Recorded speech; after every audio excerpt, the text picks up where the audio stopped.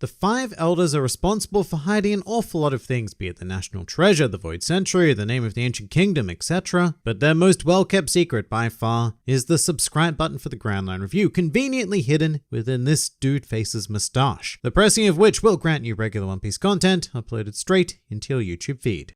Hello and welcome to the Grand Line Review, your source for everything One Piece, and today we are going to be doing something slightly different but also quite the same. Because as many of you will know, the largest series on this channel is One Piece 101, which does aim to break down everyone and everything in the One Piece world. However, this does become problematic with certain topics because we have quite an incomplete knowledge pool. So much so that I could never in good faith make a video title that said something like Laugh Tale Explained or something along those lines. But there is still a hell of a lot of important information to know within these kind of topics, and as such we are going to start covering everything we know about certain aspects of the series. And today we will be beginning with a rather exciting subject, one of the most prolific yet mysterious groups within One Piece being the Five Elder Stars. So here is everything we know about them. The Five Elder Stars are a group of extraordinarily high-ranking world nobles who exert complete command over the world government. In fact, they have been specifically referred to as the highest authority of the world government. And through this sheer politics and administration alone, they are some of the most powerful individuals that this world has ever known. And this group currently consists of this guy, this guy, this guy, this guy, and of course everyone's favorite, this guy. Although this guy is my favorite because he has a funky mustache. So as you can tell, none of these elderly gents have been given individual names as of yet, which is kind of insane because they were first introduced in chapter 233, which was the Jaya arc. And this would make them quite easily the longest running prominent characters to be featured in the series without being named. In regards to the name they do have though, this does change depending on how you consume One Piece. For example, the Five Elder Stars is a label given to them by the Funimation subs. Meanwhile, the Viz manga translation simply refers to them as the Five Elders, which is probably the most accurate translation at this point because in chapter 907, Oda himself labeled them as the Five Elders in English. However, if you are familiar with Japanese, then this group is known as the Gorosei, which does translate much more closely to the Five Elder Stars than it does Five Elders, but honestly, whatever title you use, it is perfectly fine. Now, as stated before, these elderly gentlemen are indeed world nobles, an idea that you might find initially kind of shocking, because let's just say that they don't embody the traditional aesthetics of a world noble, plainly meaning that they don't look like the result of 800 years of inbreeding. With that said, not all world nobles look like this, a great example of which would be the Don Quixote family, who all looks like fairly regular beings. And female world nobles are also usually presented as idealistic beauty, but these are exceptions. Most of the time a world noble will still look like whatever this is. Not the Five Elders though, which is very interesting, and furthermore, to top this off, the Five Elders also do not subscribe to the general fashion of their people, instead choosing to don sleek black suits, or in one case a pure white gi, rather than the over-the-top full-body spacesuits of their brethren. So it's very clear that while they are considered world nobles, there is something very profound that separates the Five Elders from the rest of this pack, which can also be seen in their attitudes. The Five Elders present themselves as a beacon of maturity, logic, and reason, whilst other world nobles are much more juvenile, selfish, and possession-based existences. And it's probably for the best that the Five Elders are like this because their primary purpose is specifically to maintain the balance of the world. Now, I should say that the word balance is how they choose to refer to it, but I suppose it could more accurately be referred to as their desire to maintain the world government's control over the planet. You know, the concept of balance changes depending on whose perspective you're looking at it from, but you can see this concern at play in effectively every scene in the series that features the Five Elders. For example, in their introductory chapter, they show great concern over a potential meeting between Whitebeard and Shanks, two of the four emperors of the sea. And this is because if there were to ever be an alliance between two of the four emperors, then that would throw the world out of balance, and it would create a power capable of toppling the world government itself. And as one measure to continue a stranglehold on the living realm, the Five Elders also instituted the Warlord system, selecting 7 powerful pirates and granting them amnesty in exchange for their occasional services. But it is mostly about name recognition, a sort of symbolic bowing of global power to the world government. And the awareness of the Five Elders does spread beyond that simple concept as well, because in the quest for balance, they also seek to portray peace, whether they're actually engaged in it or not. And this was one of many reasons why they decided to make Jinbei a warlord of the sea, so that he could serve as a symbol of good faith relations between human and fishmen. And as such, the Five Elders were greatly concerned when Jinbei resigned from the 7 warlords after refusing to fight against the Whitebeard pirates. Although in recent times the Five Elders have tried to rebuild that image by inviting the Ryugu royal family to the most recent reverie. But the concerns of the Five Elders range far and wide, and a very rapidly growing matter for them is the increasing infamy of our protagonist Luffy. The Five Elders, unlike much of the world, have not underestimated Luffy, and he has been a strong fixture on their radar ever since he defeated Sir Crocodile on Alabasta. And this has only continued with every other amazing feat that he has accomplished, such as destroying Enies Lobby, participating in the Paramount War, and defeating Doflamingo, the latter of which was a very big deal, which we will talk about in a second. But the key reason why the Five Elders have always been wary of Luffy is because of his heritage, which doesn't even necessarily mean being the son of Dragon, the world's most wanted criminal, or the grandson of Garp, the hero of the Marines. No, the Five Elders' concern has to do with Luffy's middle initial D. Because while we as readers and watchers are not privy to this information, it is clear that the Five Elders understand the will of D as well as the events of the Void Century. In fact, they are almost certainly the most knowledgeable source of this information, which is a bit awkward because the most paramount task on their agenda is keeping this intelligence from ever becoming public knowledge. And this can be seen in a statement the Five Elders made following the Paramount War, where they say, "The largest problem here, as always, is D. That name has become far too well known in recent years," which is of course referring to the prominence of Luffy, Ace, Dragon, Garp, and Blackbeard, all of whom share that curious D. So much so that the world might even start paying attention to it. Now, there have of course been examples of those who have attempted to directly seek out this knowledge in the past though. The one obviously coming to mind being the Scholars of Ohara, Nico Robin's home island in West Blue. And led by Professor Clover, these curious individuals began studying the poneglyphs, the ancient language, and the Void Century, all of which was strictly forbidden by the world government. And so once the Five Elders discovered this, they ordered a buster call on the island, effectively wiping away a civilization that had existed for 5,000 years. And they did so by uttering these simple words: "Ohara has learned too much. Give the order to attack." And just like that,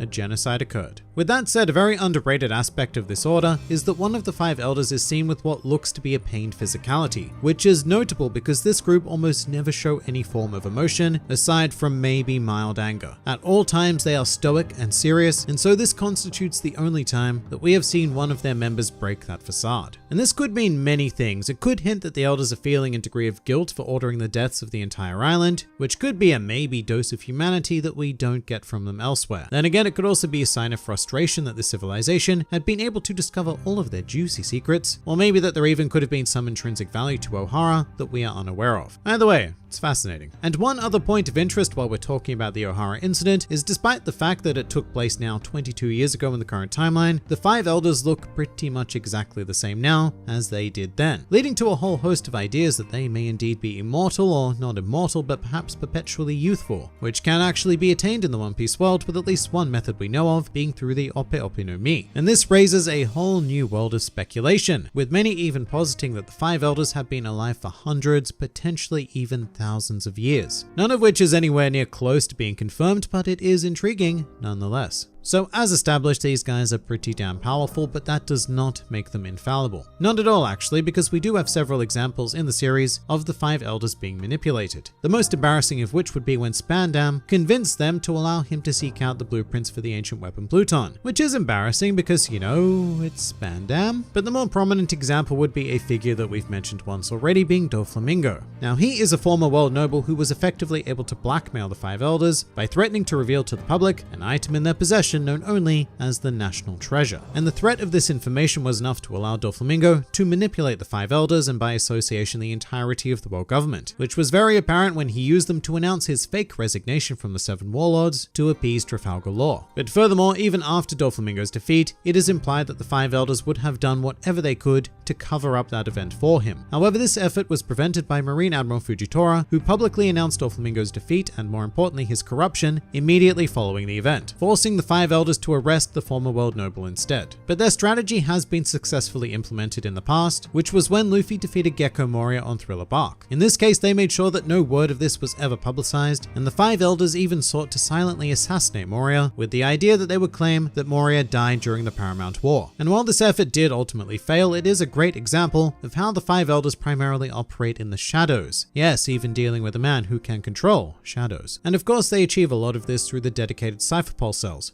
including the secret CP9 and the theoretically even more secret, yet surprisingly publicly known CP0. That is how the Five Elders carry out more straightforward tasks anyway, but the bulk of their power lies directly within the Marine organization. Although in this case they have to use the Marines a lot more strategically, given that the Five Elders have admitted that the Marines are the public face of the world government. With that said, they don't really collaborate with the Fleet Admiral, who to the Five Elders exists only to serve their desires, which is a great source of annoyance for the current Fleet Admiral Sakazuki. I mean, I say annoyance, more accurately it infuriates him, because Sakazuki has an immense belief in his own justice, the efforts of which are constantly being thrown into turmoil by the decisions of the Five Elders, which is important because it shows a stark disconnect between the world government and the Marines. As it stands, the Marines are nothing more than a tool to be wielded by the Five Elders. And just briefly, when it comes to their own physical power, this area is a complete unknown, because they've only ever been seen standing still or sitting comfortably. However, they do possess various aesthetic cues that they have or once had the power to engage in combat on their own, which can be seen in the various scars amongst them, and also by the fact that one of them would appear to be a swordsman. So there is every chance that these guys are far more than a gaggle of politicians, but it remains unconfirmed as of right now. And as for one of the more fascinating encounters we've ever seen regarding the Five Elders, this would occur during the Reverie arc, when of all people, red-haired Shanks requested an audience with them. And this is odd for many reasons, the biggest of which being that Shanks was one of the 4 Emperors of the Sea, and thus leaders of piracy amongst the globe, with Shanks representing everything the Five Elders were actively fighting against. That's not the most interesting part of this encounter though. What I find truly fascinating is that when Shanks came to visit them, they more or less completely disregarded him. It's very subtle, but when Shanks was in their presence, they were all preoccupied with paperwork and various pieces of administration, almost completely disregarding Shanks. And this might seem small, but the Five Elders have never done this to anyone before. They've always shown their visitors very basic levels of respect, although it may be because they were dealing with issues that directly concerned them, rather than one being brought up by a guest. But it is still kind of crazy to think that you have one of the 4 Emperors of the Sea sitting in the same room as you, and your main concern is paperwork. Welcome to bureaucracy.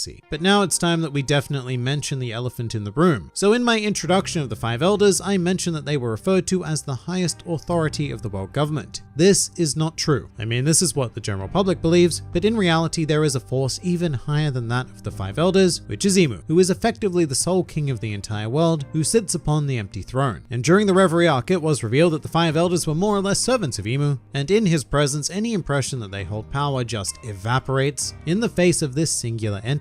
And this was also the point where the primary goal of the Five Elders changed radically. Previously, this group was all about maintaining balance, but that was becoming a bit difficult to say the least, primarily thanks to the chaos being caused by the Worst Generation, as well as the news of a potential alliance between Big Mom and Kaido, 2 other Emperors of the Sea. And in response to these events, the Five Elders said the following: "The world's equilibrium cannot be maintained forever. The time has come for a great cleansing." After which they posed a question to Imu: "Have you decided upon another light to be erased from history?" So clearly the 5 Elder Stars in this modern day and age of One Piece are now through with passive acting and are about to enact a much more brazen strategy to continue their stranglehold on this world. And that is everything we know about the 5 Elder Stars. But what do you guys think? Please do leave your thoughts in the comments below or even join my Discord server. And if you'd like to see more videos like this, then please do go and check out some of my other content or even subscribe to the channel for more glorious One Piece business uploaded straight into your YouTube feeds. But for now, this has been the Grand Line Review, and I'll see you next time.